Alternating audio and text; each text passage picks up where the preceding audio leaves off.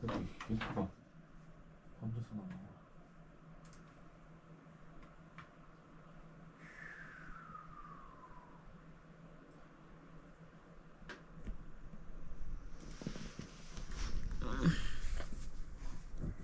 สบายดีทุกคนสบายดีตอนค่ำเนาะตอนนี้โอป้ากำลัง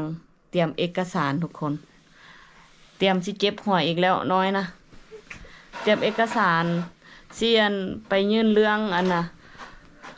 ขอสัญชาติให้ลูกสาวมื้ออื่นเช้าเนาะสิไป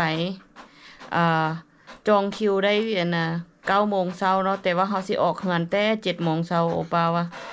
อันน่ะ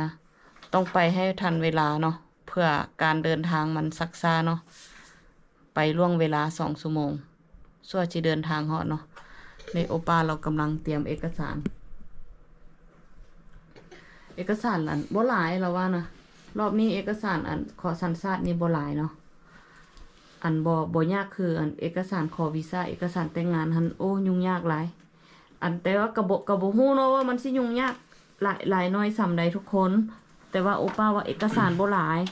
ฟังเบิ่งว่าเฮาไปมื้ออื่นนะสิได้คำตอบแนวใดทุกคนเฮ้ยจิเจออยู่อ๋อ 여기 있어. อ๋อมันเกินแล้วว่าซั่นอายบ่เอาคนนั้นเตรียมแล้วว่าซั่นเพิ่นเอาใส่ซองไว้แล้วทุกคน เดี๋ยวจังใดก็มื้ออื่นเช้าเจอกันทุกคนยุนหามื้ออื่นเฮาสิเป็นแนวใดเนาะไปเดินเรื่องให้ลูกนี่ง่ายกันยังใครทุกคนเลยน้อยละเมื่อยกับการเดินเรื่องอันเอกสารนี่นะยากเมื่อยก็เมื่อยเนาะลูกเนาะเป็นอะไรก็เจอกันมื้ออื่นเช้าทุกคน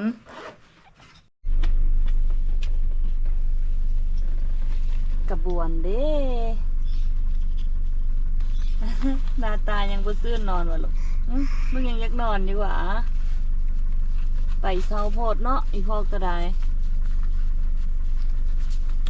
นั่งให้ดีเด้อโอเคเห็นไหม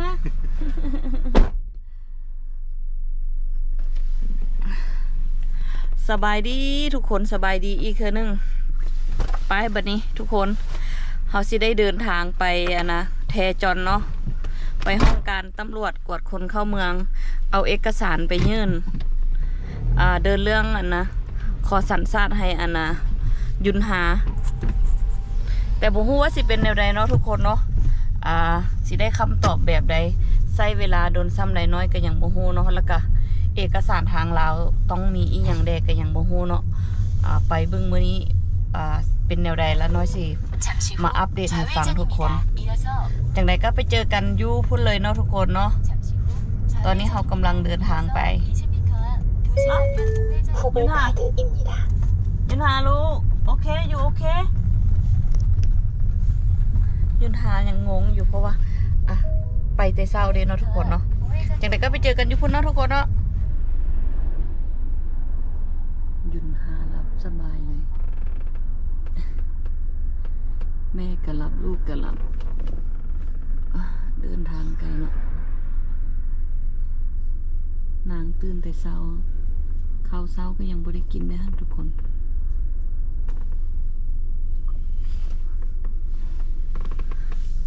รถกระติดแท้ติดว่ะรถหลาย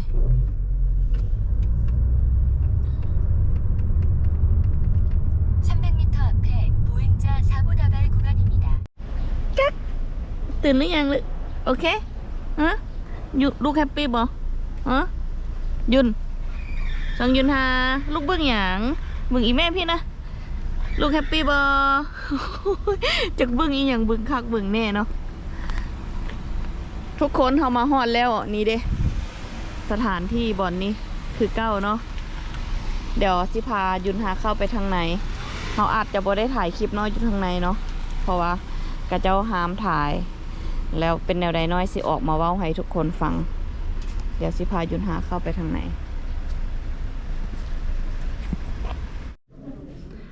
เข้ามาข้างในแล้วทุกคนเขาได้คิวเป็นคนแรกนี่แต่ยังบ่ฮอดเวลาเนาะรอเวลาอีกน้อยนึงเพิ่นนัดไป9 โมงเขามาฮอด อันนะก่อนเวลา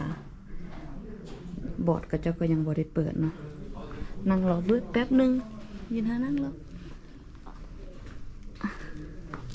นั่งถ่ายอยู่นี่ลูกโอเคอันนี้หนังสือของลูกนะเอกสารลูกให้แม่จับให้เดี๋ยวแม่เอาขนมให้เด้อ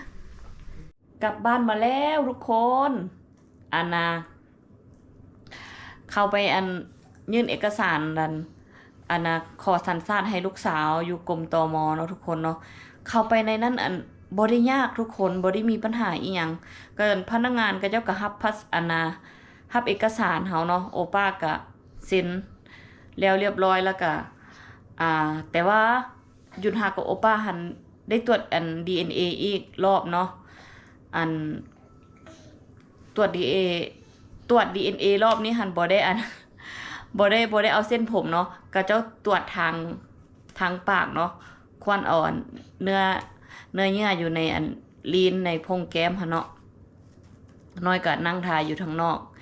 เพราะว่าโอป้าเป็นคนเดินเรื่องน้อยบ่ฮู้จักหยังนำเพิ่นเนาะแล้วก็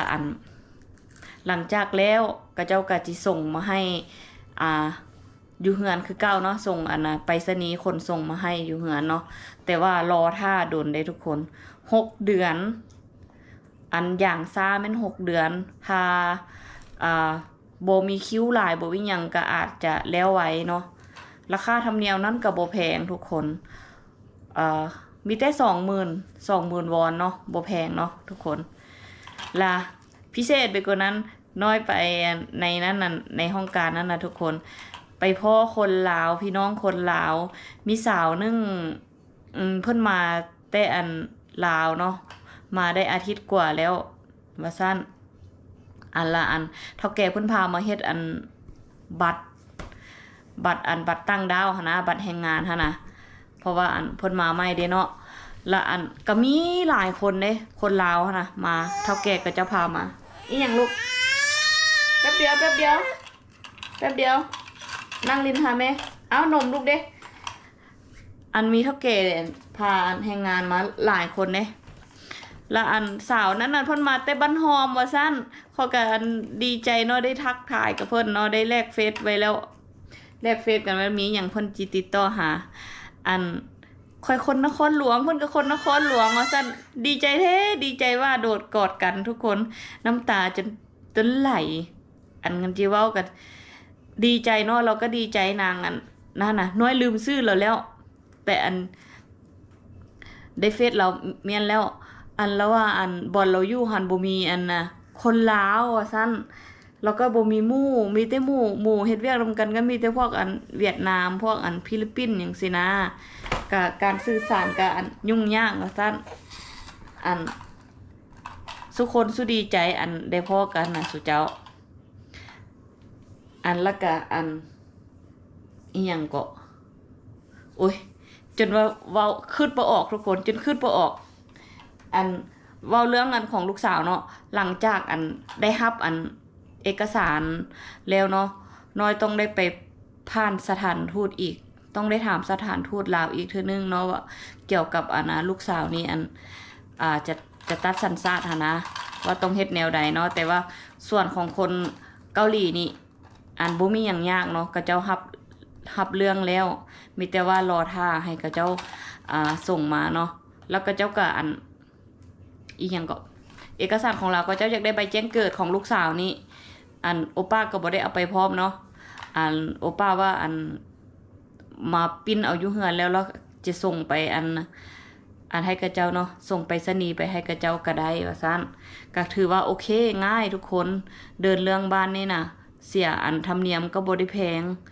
คันเทียบใส่บ้านเฮาแล้วโอ้มีความยุ่งยากหลายน้อยบ่อยากเว้าเรื่องเดินเอกสารอยู่บ้านเฮาเนาะทุกคนเนาะทุกคนคือสิเข้าใจนำกันเนาะเอาเป็นว่าคลิปนี้ก็มีแต่เท่านี้เนาะทุกคนเนาะติดตามเบิ่งยุนหาว่าขั้นตอนต่อไปสิเป็นแนวใดหลังจากเพิ่นทางตม.อนุมัติให้หั่นนะแล้วทางลาวสิเป็นแนวใดน้อยสิมาอัปเดตให้ทุกคนเบิ่งสำหรับคลิปนี้น้อยจะได้ลาไปแล้วเด้อทุกคนเจอกันคลิปหน้าไปแล้วบ๊ายบายยุนหาเอ้ยลูก บ๊ายบายนี่บ๊ายบาย FC ได้ไหมเห็นได้ไหนส้นนางบ่สนใจอย่างเลยเบิ่งการ์ตูนเพิ่นมักเบิ่งการ์ตูนดิเบิ่งการ์ตูนแล้วก็แล้วแหละนอนลิ้นสบายไปแล้วทุกคนเจอกันคลิปหน้าบ๊ายบาย